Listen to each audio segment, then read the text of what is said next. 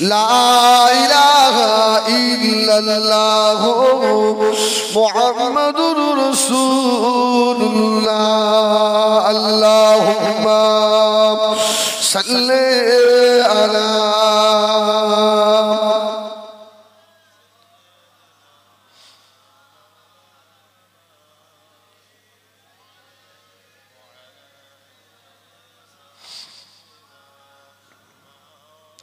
وقال الله تعالى في كلام المجيد والفرقان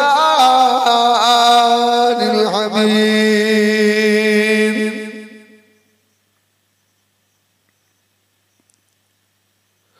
كل نفس ذائقة الموت وإنما توفون أجوركم يوم القيامة فمن زحزح عن النار وأدخل الجنة فقد فاز وما الحياة الدنيا إلا متاع الغرور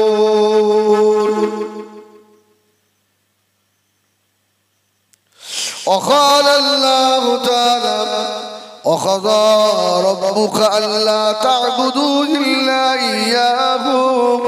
وبالوالدين إحسانا إما يبلغن عندك الكبر أحدهما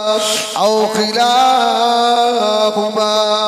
فلا تقل لهما أف ولا تنهرهما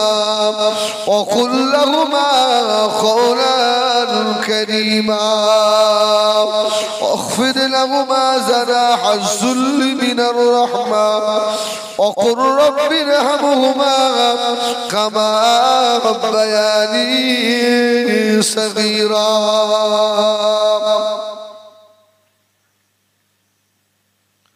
وقال النبي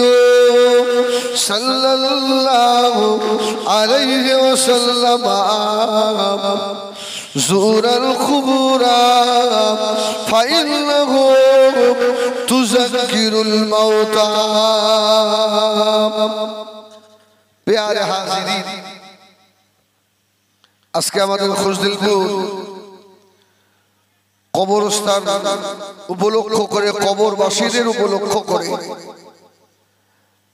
বাৎসরিক ইসালে সওয়াব মাহফিলে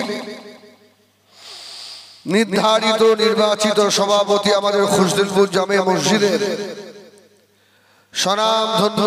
মুয়াজ্জিন সাহেব আমার বন্ধুবর ভাই জনাব হাফেজ নাসির ফুরফুরা দরবার শরীফ থেকে আগত আওলাদ মুসাফির জামা আমার খুশদিলপুর গ্রামবাসী মুরব্বী বাবাজিরা সবয়স্ক ভাইরা আমাদের মায়েরা বোনেরা আল্লাহ পাকের শাহী দরবারে লাখ কোটি শুকর আদায় করি যে আল্লাহ পাক আজকে আমাদেরকে হজের মাহিনা এটা হজের চাঁদ কিসের চাঁদ বলেন বলেন বলছে হুজুর হজ তো হয় জিলহজ মাসে এখনো তো জিলহজ পড়িনি এটা আরবিতে কি মাস জিলকদ যে মাসটা পার হয়ে গেছে মাসটা কি মাস ছিল শাওয়াল এইজন্য মসলার কিতাবে বলা হয়েছে আরবি মাসের নাম গণনা করা মুখস্থ করে রাখা এটা ফরজ কিফায়া গ্রামের একজনও হলো মুখস্থ করে রাখতে হবে রমজান শাওয়াল জিলকদা জিলহজ এখন আপনারা বলবেন হুজুর তার জিলহজ তো আসেনি জিলকদ চলছে তা আপনি হজের মাস আল্লাহ বা কোরআন শরীফে জানালেন আল হজ্জু আশহুরুন মা'লুমাত ফামান ফারাদা ফীহিল হজ্জ ফালা রাফাসা ওয়ালা ফুসুকা ওয়ালা জিদালা ফিল হজ্জ সুবহানাল্লাহ শুধু জিলহজটাই হজের মাস নয় শাওয়াল জিলকদা জিলহজ এই তিনটে মাসই হলো হজের মাস জোরে বলুন সুবহানাল্লাহ এমন একটা সময় আল্লাহ আমাদেরকে বসিয়েছেন तमाम विश्व থেকে হাজী সাহেবরা সব অনেকে মক্কা শরীফে অনেকে মদিনা শরীফে আছে না সব বসে আছে একেবারে কবরস্থানের গায়ে আল্লাহ আমাদের বসে এনে সে মহান রবের দরবারে একবার শুকর আদায় করি বলি আলহামদুলিল্লাহ জোরে বলেন আলহামদুলিল্লাহ এবার আপনারা বলবেন হুজুর আসতে বললেও তো হয় এই স্বভাবটা আপনাদের ভালো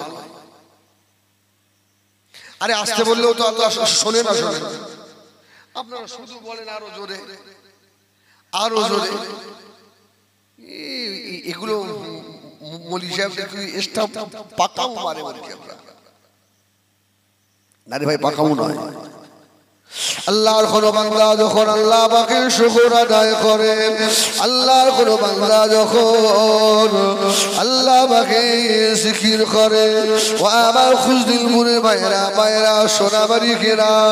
ওই বান্দা যখন আলহামদুলিল্লাহ সুবহানাল্লাহ আল্লাহু আকবারের জিকির যখন করে এই আওয়াজ যত দূরে যায় আপনার এই কণ্ঠের সঙ্গে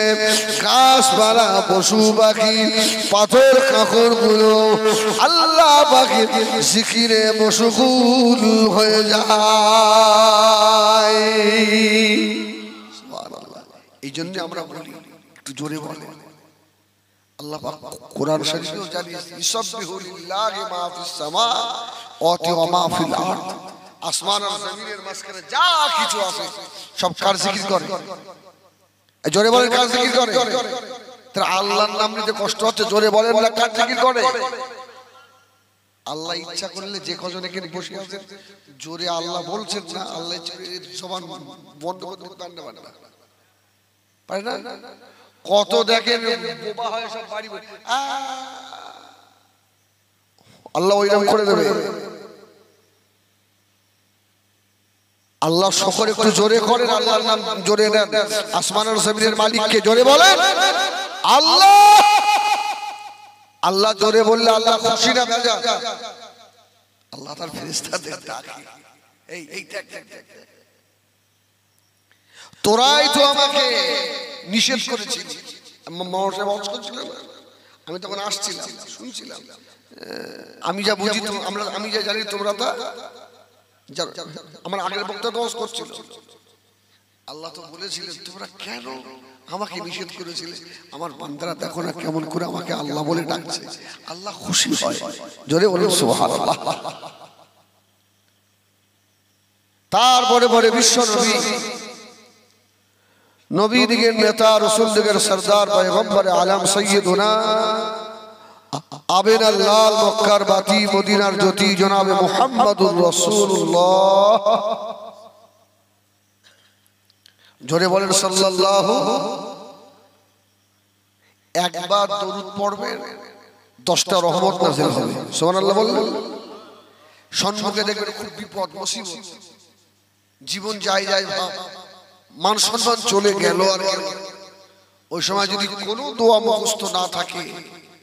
অন্তত এতটুকু পড়বেন সাল্লাল্লাহু